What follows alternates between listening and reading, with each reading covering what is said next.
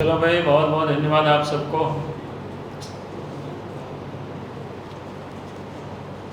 आप सबके संज्ञान में बातें हैं कि सरकार ने इस समय एक निर्णय लिया है मदिरा की खुदरा बिक्री हेतु दुकानों की बंदोबस्ती और संचालन नियमावली 2025 सरकार ने पारित किया।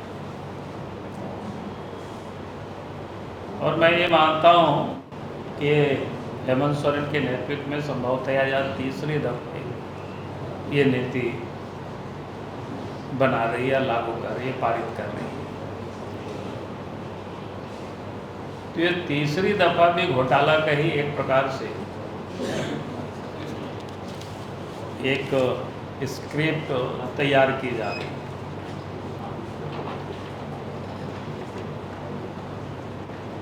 क्योंकि इसमें जिस प्रकार से उन्होंने प्रावधान किया है नीलामी का, एक तो यूनिट और एक यूनिट में 1 से 4 दुकानें तक हो सकती है, इस प्रकार के ऐसा अखबारों में छापा है, आप ही सब लोगों ने छापा है।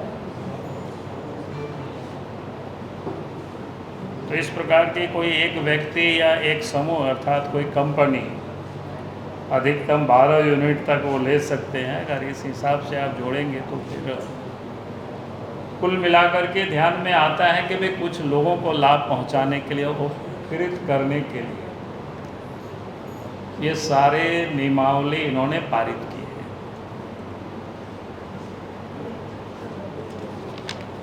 आप सबके जानकारी के लिए हमने, जानकारी नहीं, आप सबको जानकारी है, सिर्फ मैं स्मरण दिलाना चाहता हूँ। 1/9/2024 को भी हमने राज्य सरकार को एक पत्र लिखा था और 1/2/2024 को जो पत्र हमने लिखा, पूरा कंटेंट में नहीं पढ़ता हूँ, मैं थोड़ा नीचे की जो जिस ओर मैंने उनका ध्यान को केंद्रित किया था, वह झारखंड की सामाजिक संरचना में हजारों गरीब, दलित, आदिवासी महिलाएं हैं जो सड़क के किनारे हड़िया दारू बेचकर अपने परिवार का पालन पोषण करती हैं। आप भी उसी समाज से आते हैं, इसलिए आप भी आदिवासी महिलाओं की स्थिति से अवगत होंगे। ऐसे में मेरा आपसे निवेदन है कि जिस प्रकार केंद्र सरकार पेट्रोल पंप और गैस एजेंसी के लाइसेंस निर्गत करने में दलितों, आदिवासियों, महिलाओं, दिव्यांगों और सेना से सेवानिवृत्त जवानों को प्राथमिकता देती है, उसी प्रकार राज्य सरकार भी देसी विदेशी शराब दुकानों का लाइसेंस जारी करने में गरीब आदिवासी महिलाओं एवं सेना से सेवानिवृत्त जवानों को प्राथमिकता प्रदान करे। एक बात मैं और ध्यान दिलाना चाहूँगा, चूँकि शराब नीति का निर्धारण पंचायती राज विभाग और ग्राम सभा का विषय है, अतः मेरा विनम्र आग्रह है कि राज्य सरकार इन विभागों से मंतव्य प्राप्त कर ऐसी नीति का निर्माण करे जो ग्रामीण आदिवासी महिलाओं के हित में हो एवं उन्हें सम्मान पूर्वक जीविका चलाने में सहायता मिले। आपका सहयोग राज्य के विकास और सामाजिक उत्थान में अत्यंत महत्वपूर्ण रहेगा। तो मैंने 2024 के सितंबर में ही राज्य सरकार को हमने पत्र लिखा था, लेकिन जो सरकार गरीबों के अपने को बड़ी हितैषी मानती है, आदिवासियों के हितैषी मानती है, लेकिन कहना कुछ और है और करती कुछ और है सरकार। इसलिए मैं फिर से सरकार से मांग करता हूँ, भाई सरकार रोजगार देने की ये दिखावा नहीं करे, बल्कि रोजगार देने के लिए काम भी सरकार करे, ताकि सरकार जिस प्रकार से जो मॉडल तैयार की है अभी, वो क्या है कि चंद रसूखदार नेताओं के करीबी व्यापारी लाभ उठा पाएंगे बेरोजगार युवा और छोटे उद्यमी और ग्रामीणों के लिए इसमें कहीं कोई जगह नहीं। आज तो नहीं, लेकिन मैं बता सकता हूँ किन किन लोगों को लाभ पहुँचाने के लिए इस प्रकार की नीति बनी है। जब ज़रूरत पड़ेगी तो उस समय वो भी मैं बता दूंगा, लेकिन जितना मैं जानता हूँ, इसलिए हम मांग करते हैं राज्य सरकार से, ये सबसे महत्वपूर्ण है कि एक तो दुकान की वो नीलामी करे, अच्छी बात है। एक व्यक्ति एक दुकान, यही होना चाहिए नियम। इसमें कोई कंप्रोमाइज नहीं होना चाहिए। अगर वास्तव में राज्य सरकार चाहती है यहाँ के लोगों को रोजगार मिले, तो एक व्यक्ति या परिवार के लिए एक दुकान की नीति लागू हो, ताकि शराब व्यापार में भी समान अवसर और पारदर्शिता लाई जाए। आप सबके जानकारी में भी है कि गैस वगैरह भी या पेट्रोल पंप वगैरह भी कोई एक व्यक्ति को 2-3 शायद नहीं मिलता है।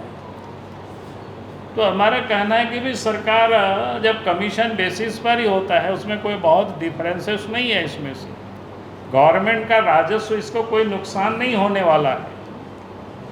सिर्फ सरकार इसको ये नीति बनावे, क्योंकि राज्य के अंदर में आप सबके जानकारी में है कि खुदरा दुकान 1453 है। आगे बढ़ भी सकता है सरकार के जैसे अखबारों में मैंने देखा है संकल्प को। तो एक व्यक्ति एक दुकान, यही नियम होना चाहिए। दूसरा, हमने कहा कि जो व्यक्ति लाइसेंस ले वही दुकान भी चलावे।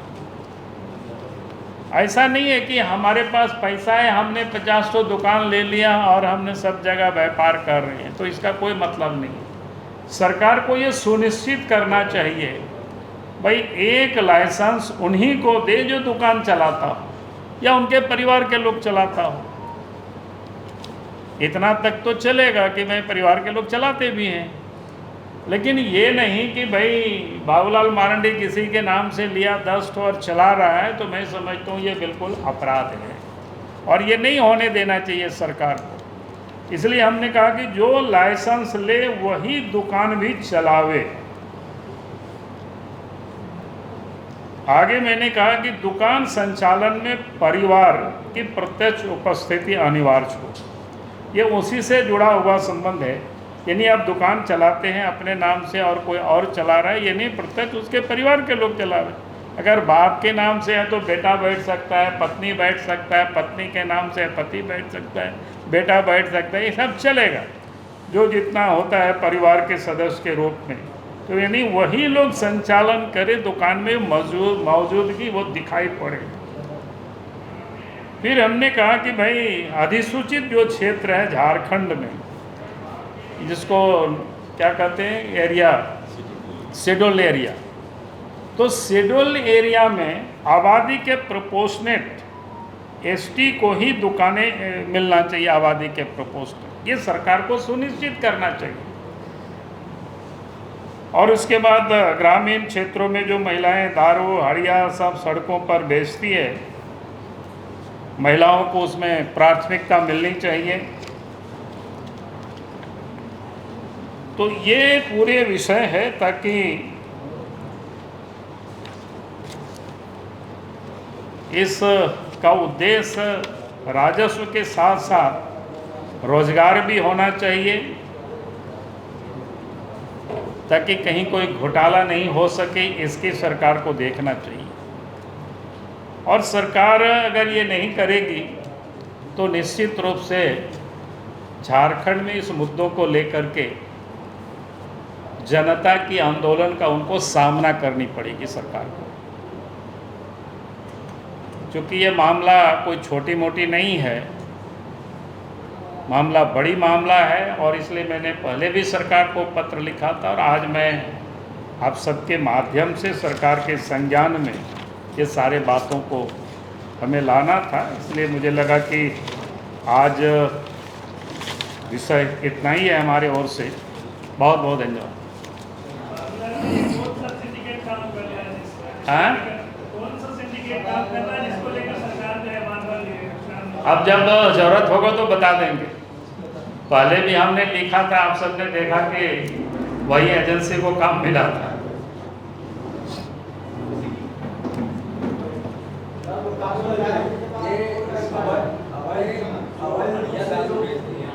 ग्रामीण महिलाओं को ही क्या देना उचित होगा? क्या प्रॉब्लम है? तो अच्छा, हम तो कह ही रहे हैं उन्हीं लोगों को देना चाहिए। अरे सरकार हर जगह जहाँ जहाँ बेचती है उस सब चौक चौराहे में छोटा छोटा स्टॉल बना दे, ख़त्म बात है। 1-8 लाख रुपया में मकान दुकान बन जाएगी फर्स्ट क्लास, और वहाँ लोग बढ़िया से इज्जत से कमाएंगे भी और बढ़िया से बेचेंगे भी। कम से कम अब हमारी माँ बहनें जो सड़क के किनारे हड़िया दारू बेचती है, तो उससे तो अच्छा होगा, शिफ्ट हो जाएगा। 1,500 तो ऐसे ही दिया है करीब करीब दुकानें, तो 1,500 महिलाएं देश में, ये झारखंड में आत्मनिर्भर हो जाएगी, लाखपति हो जाएगी। हेमंत सोरेन जी की जय जयकार लोग करेंगे। हम तो उन्हीं के भले के लिए बोल रहे हैं। हाँ, अरे आवेदन तो हम लोग पहले ही कह चुके हैं, हम तो पहले ही यहाँ कह चुके हैं कई एक दफ़ा, ही तो मानने को ही तैयार नहीं है। हाँ, हम लोग करेंगे, उस पर भी करेंगे। अभी और सारे कुछ कर रहे हैं, वो में हम लोग करते ही रहते हैं, ऐसा नहीं है कि उस पर कोई हम लोग चूक हैं।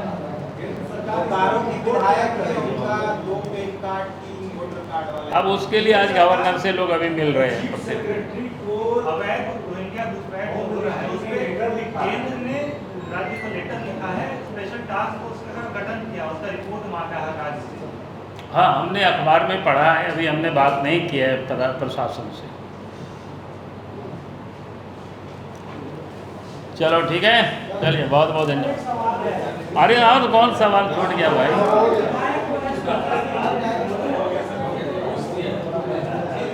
जो सवाल इधर से आ रहा है उस संबंध में एक सूचना ग्रहण कर लें। अभी उसी संबंध में जो बोकारो के माननीय विधायक के विषय में जो विषय आया है, उसको लेकर के भारतीय जनता पार्टी का एक प्रतिनिधि मंडल माननीय प्रदेश अध्यक्ष जी के निर्देश पर राजभवन जाने वाला है, जिसमें अपने प्रदेश के महामंत्री सांसद श्री आदित्य साहू जी, प्रदेश के उपाध्यक्ष श्री राकेश प्रसाद जी और पूर्व विधायक बोकारो श्री वीरेंद्र नारायण जी, ये जाने वाले हैं। इसके बाद आप सब रिपोर्टिंग के लिए, कवरेज के लिए राजभवन जा सकते हैं। यहाँ जलपान ग्रहण करके 4 बजे का समय वहाँ है।